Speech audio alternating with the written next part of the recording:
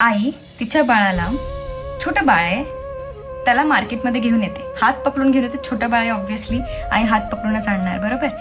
तर त्या बाळाला ती मार्केटमध्ये घेऊन येते हात पकडून. आणि मार्केटमध्ये आल्यानंतर बाळाला बलून्स दिसतात. आता आपल्याला सगळ्यांनाच लहानपणी बलून्सचं आकर्षण होतं की नाही. बलून्स दिसले की आपण पेरेंट्सच्या मागे लागायचो, मला बलून्स हवेत, मला बलून घेऊन द्या.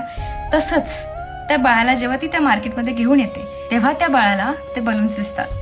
आणि ते बलून्स पाहिल्यानंतर ते बाळ जे आहे, ज्याने आईचं बोट पकडलेलं असतं, ते बोट ते सोडून देतं आणि त्या बलून्सच्या मागे पळतं. आता इथे काय झालंय, त्या बाळाला त्या बलून्सच्या मायेने आकर्षित केलं.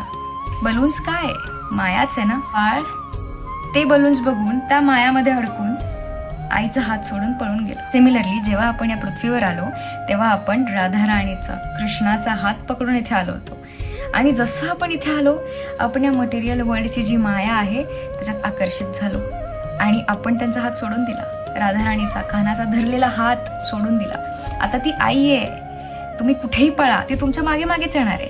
तसंच आपण कुठेही जाऊ दे, आपल्या मागे येणारच आहेत ते दोघं जण. आपण कधी बलून्स, तर कधी चहाची माया, कधी कॉफीची माया, कधी या माणसात अडकलो, कधी त्या माणसात अडकलो. असं करत करत आपण सत्य किंवा असत्य अशा दोन प्रकारच्या मायेत अडकत जातो.